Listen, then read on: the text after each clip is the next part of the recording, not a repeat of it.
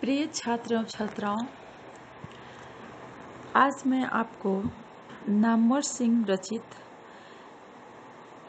प्रगीत और समाज से संबंधित कुछ प्रश्नों को बताने जा रही हूँ। प्रगीत और समाज, ये दो शब्द, इसमें समाज आपके लिए जाना पहचाना शब्द है।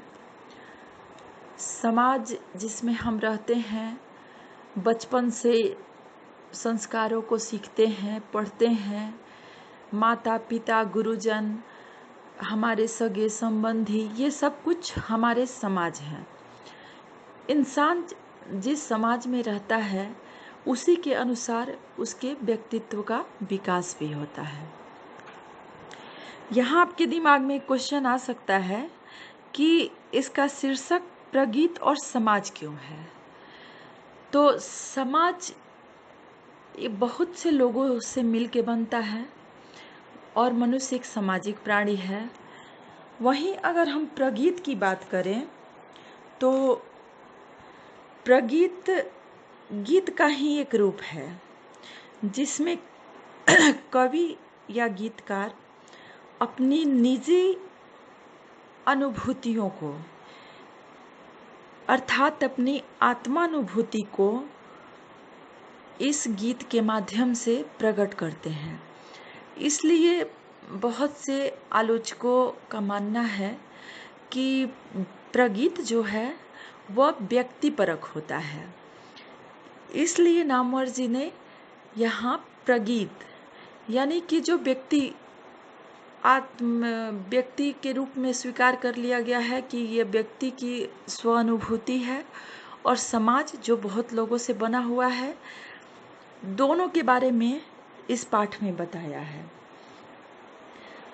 दूसरा, प्रगीत का एक और महत्वपूर्ण पक्ष ये है कि आधुनिक युग में वैसे काव्य लिखे गए जो गे अर्थात गाने योग्य अधिक थे, उन्हें भी प्रगीत के साथ रखा गया। तो प्रगीत और समाज में पिछले वीडियो में भी मैंने प्रकाश डाला था। प्रगीत और समाज के बारे में आप समझ रहे होंगे। अब इससे सबसे पहले जो आपका महत्वपूर्ण क्वेश्चन है, चूँकि समाज के बारे में, समाज क्या है ये क्वेश्चन नहीं आ सकता है, लेकिन प्रगीत क्या है यह संभावित महत्वपूर्ण क्वेश्चन है। आपसे पूछा जा सकता है कि प्रगीत किसे कहते हैं या प्रगीत से आपका तात्पर्य क्या है, इसको अपने शब्दों में समझाइए। दूसरा इसका क्वेश्चन हो सकता है कि प्रगीत को आप किस प्रकार परिभाषित करेंगे।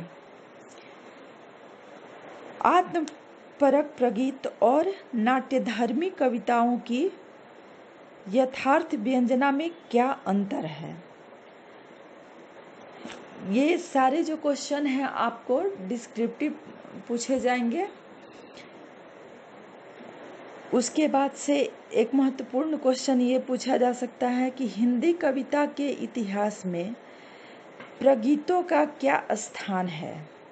हिंदी कविता के इतिहास में प्रगीतों का क्या स्थान है, इसके बारे में बताएं। इसको उदाहरण भी आपको अन्य कवियों के साथ तुलना करके भी आप इसको बता सकते हैं। उसके बाद से इसमें जो क्वेश्चन, चूँकि नामवर सिंह पे, लेखक पे हमेशा क्वेश्चन पूछा जा सकता है कि किसी भी पाठ या पद्य हो या गद्य हो, किसी भी खंड से, कि इसके लेखक के बारे में बताएं या लेखक का परिचय अपने शब्दों में दें, क्योंकि लेखक का परिचय बहुत ही महत्वपूर्ण क्वेश्चन होता है। उसके बाद इसमें आपको ये पाठ पढ़ने के बाद ये एक क्वेश्चन आ सकता है कि प्रगीत काव्य के प्रसंग में नामवर सिंह जी ने किन कवियों का उल्लेख किया है। तो जैसे पिछले पीडीएफ में भी या फिर ऑडियो में मैंने आपको बताया था कि इसमें मुक्ति बोध, त्रिलोचन और नागार्जुन का नामवर सिंह लेते हैं। इसके बाद जो क्वेश्चन ध्यान देने की है वो है कि इसका एक जैसे लाइन है, कविता जो कुछ कह रही है उसे सिर्फ वही समझ सकता है जो इस एकांकीपन में मानवता की आवाज सुन सकता है। क्या इसका है? कविता जो कुछ कह रही है उसे सिर्फ वही समझ सकता है जो इस एकांकीपन में मानवता की आवाज सुन सकता है।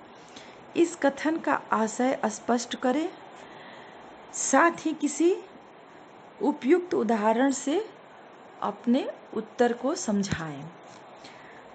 तो यहाँ जैसे मैंने पहले ही बताया कि प्रगीत को व्यक्तिपरक मान लिया जाता है, तो इसलिए इस जो ये पंक्ति है इसका भावार्थ देके और इसको आपको समझाना पड़ सकता है कि कविता जो कुछ कह रही है उसे सिर्फ वही समझ सकता है जो इस एकांकीपन में मानवता की आवाज़ सुन सकता है। इसमें एक और ध्यान देने योग्य बात है कि नामवर सिंह जी का ये मानना नहीं है कि प्रगीत जो है वो व्यक्तिपरक ही होता है और वो सिर्फ एक व्यक्ति से जुड़ा हुआ चीज़ हो सकता है। चूँकि बहुत सी साहित्य में, ये साइंस और मैथ की बात अलग है, लेकिन साहित्य में जो है बहुत से ऐसे लेख, उपन्यास या कविताएं आप पढ़ते हैं जिन्हें आप अपने बहुत नज़दीक पाते हैं, अपने बहुत करीब पाते हैं। इसलिए इसको पूरी तरह से ये प्रगीत को कह के नकार देना कि ये व्यक्तिपरक है, इसका आप हमेशा ध्यान रखिएगा कि प्रगीत को आपको समाज से जोड़ के दिखाना है। आपको जो भी क्वेश्चन करना है वो प्रगीत और समाज को ही जोड़ने का प्रयास नामवर सिंह जी ने किया है। तो यहाँ भी आपको यही दिखाना है। वो इस पाठ में यही कहते हैं कि अगर मुक्ति बोध या त्रिलोचन इन सब की रचनाओं को हम प्रगीत कह के और काव्य से, हिंदी काव्य से निकाल दें तो फिर हिंदी काव्य का कोश ही शायद खाली हो जाएगा। तो इन सब चीज़ों पे आपको ध्यान देना है, क्योंकि यह एक निबंधात्मक लेख है जिस पे कि प्रगीत और समाज पे ही ज़्यादा क्वेश्चन पूछे जाएंगे और इसमें कोई व्याख्या जो एक सब अभी मैंने बताया उसी पे व्याख्या आ सकता है। ऑब्जेक्टिव क्वेश्चन बहुत कम पूछे जा सकते हैं, क्योंकि निबंधात्मक लेखों में जो ऑब्जेक्टिव क्वेश्चन होते हैं वो कम ही बन पाते हैं। लेकिन ये पूछा जा सकता है आपको, जैसे कि 4 ऑप्शन दे के कि प्रगीत काव्य के प्रसंग में नामवर सिंह ने किन लेखकों का उल्लेख किया है। इसमें 3-3 करके जैसे क्वेश्चन रहेंगे और इसमें से आपको छांटना होगा, या फिर 4 ऑप्शन रहेंगे जिसमें ये तीनों नाम रहेंगे, मुक्ति बोध, त्रिलोचन और नागार्जुन, और क्वेश्चन रहेगा कि इसमें इन चारों में से किसका उल्लेख नामवर सिंह जी ने नहीं किया है। तो ये जब तक आप पाठ नहीं पढ़े रहिएगा और इसको ध्यान में नहीं रखिएगा तब तक ऑब्जेक्टिव का आप आंसर नहीं कर पाएंगे। उसके बाद से उन्होंने मुक्ति बोध की आत्मपरक छोटी कविताओं में निहित सामाजिक सार्थकता का बोध स्वभाव तो हमारा ध्यान उन्हीं के समान धर्मी एक अन्य कवि त्रिलोचन की ओर ले जाता है। ये पंक्ति देख के आपको पूछी जा सकती है कि आपके पाठ्य पुस्तक या पाठ्यक्रम के किस भाग से या किस रचनाकार द्वारा लिखी गई है। तो इस तरह के एक दो लाइन जो हैं इसमें आपको, जैसे ये नामवर सिंह लिखते हैं, यदि ऐसे आत्मपरक प्रगीत सामाजिक यथार्थ की दृष्टि से अप्रासंगिक माने जाएंगे तो फिर हिंदी कविता की स्थिति विपन्न ही कहलाएगी। तो ऐसे जो महत्वपूर्ण इसके लाइन हैं या इसकी पंक्तियां हैं वो आपसे पूछे जा सकते हैं कि ये किस पाठ से संबंधित है या किस लेखक ने लिखे हैं। ये सब चीज़ों को आपको ध्यान में रखना होगा। ठीक है, अगले क्लास में मैं फिर इसके बाद वाले चैप्टर से कुछ क्वेश्चन बताऊंगी। तब तक के लिए धन्यवाद। क्वेश्चन जो कि नाम और सिंग पे